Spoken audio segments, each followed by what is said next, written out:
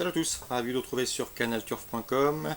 Et plus précisément dans cette émission Direct Course, nous allons évoquer le programme dominical de ce 5 juillet avec un quintet plus qui aura pour cadre l'hippodrome de Maison Lafitte. C'est d'ailleurs le prix de la ville éponyme qui servira de support au quintet ainsi qu'à ses dérivés.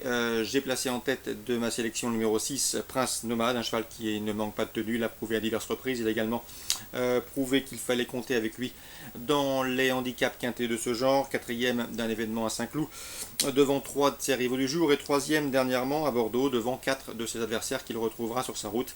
Autant de performances et de bons résultats qui l'autorisent ici à briguer la plus haute marche du podium, le 6 Prince Nomade, mon préféré. Et je lui oppose directement le numéro 10 Prince Jando, un autre prince dans cette épreuve, qui m'avait bien plu à l'occasion de sa deuxième place enregistrée dans le prix de Provence, un quintet plus disputé début avril à Saint-Cloud. Il a dû se contenter de la 6e place dans l'une des courses références disputées récemment, le prix de Montigny, mais à mon avis il vaut mieux que cela et il mérite de figurer en bon rang dans vos jeux.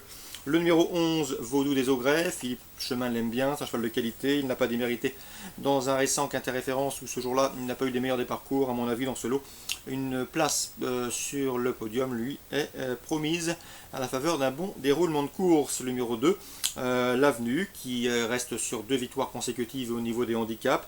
Le premier à Bordeaux, le second sur ce même tracé mansonien, bien que remonté de 9 livres par le handicapeur. Ce numéro 2, l'Avenue, mérite une note de méfiance. Ensuite, j'ai retenu dans cette épreuve le numéro 12, le numéro 5 et le numéro 9, Monsieur Opéra, King Glance, ou encore Fontvieille. Donc le 12, Fontvieille, le 5, King Glance et le numéro 9, Monsieur Opéra. Pourquoi les citer ensemble puisqu'ils ont respectivement été affichés 3e, 1er et 4e d'un quintet référence, le prix de Montigny disputé le 11 juin sur ce même tracé de Maison Lafitte. Une confirmation est attendue, même si King Glance devra composer avec une surcharge encourue. Mais Fontvieille et Monsieur Opéra avaient bien fini dans cette course clé. Donc attention à ces numéros pour une confirmation. Attention également au numéro 3, c'est la Femme Fatale, qui a couru Listed en fin d'année dernière à Deauville ou encore à Saint-Cloud, qui a terminé 3e pour sa rentrée au Croisé-la-Roche et qui s'aligne aussi au départ de son premier handicap, avec la ferme intention de s'y mettre en évidence d'emblée. Donc résumé chiffré pour ce quintet mansonien: le 6, le 10, le 11, le 2, le 12, le 5, le 9 et le 3.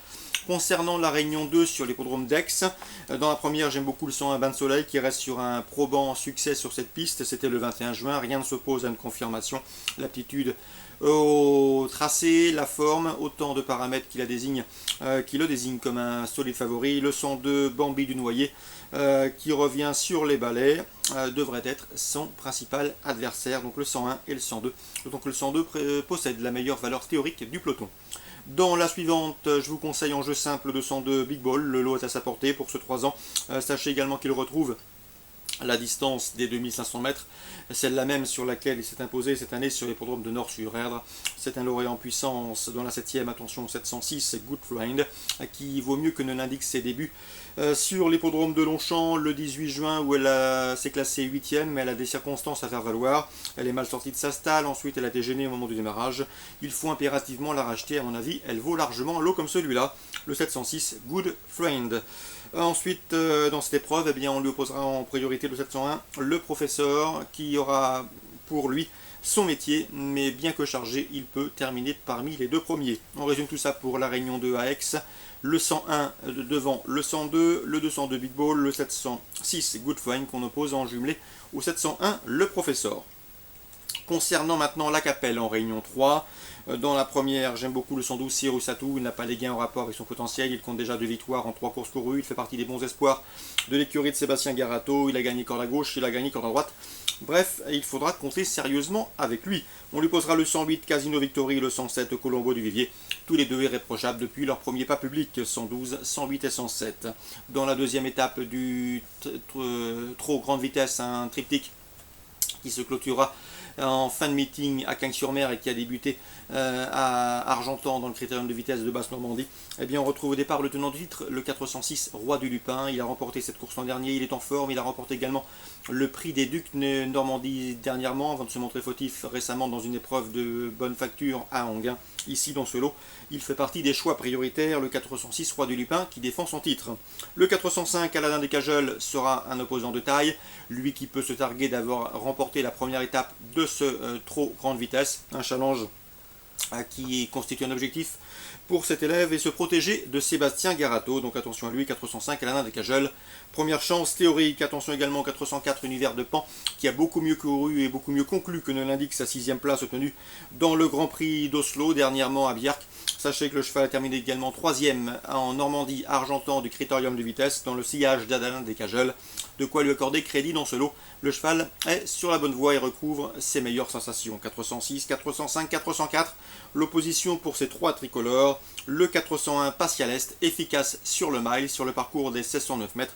Et efficace également avec ce mode de départ. Patial Est qui a notamment terminé 2e du critérium de vitesse de Basse-Normandie sur l'hippodrome d'Argentan, s'intercalant entre Aladin des Cajols et Univers de Pan. De quoi lui valoir également une note de méfiance et crédit.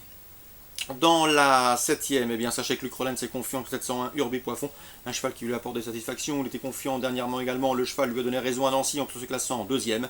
Une confirmation était si attendue, mais il retrouvera sur sa route le 710 Ultra Amsterdam qui l'a dominé donc le 24 juin sur l'hippodrome de Nancy. On prend les mêmes heures commence, 710 Ultra Amsterdam et 701 Urbi Poifon. On le reposera le 706 Subanito, 8e de cette course référence qui vaut mieux que ce classement. Il l'a prouvé auparavant, à mon avis dans ce lot. Il peut parfaitement redorer son blason, 710, 701 et 706 en Réunion 3 à la Capelle. Je termine avec la 8e, une épreuve réservée aux drivers amateurs.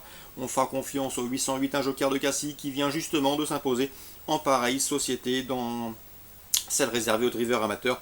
C'était le 28 juin sur l'hippodrome d'Amiens. S'il a bien encaissé ses récents efforts, il devrait pouvoir confirmer seul son numéro 8 en dehors, derrière les ailes de l'autostart, peut contrarier ses plans, mais a priori l'opposition est dans ses cordes. Pour le 808, un joker de Cassis. Voilà, je vous souhaite un excellent dimanche à tous, de très bons jeux, on se retrouve très bientôt.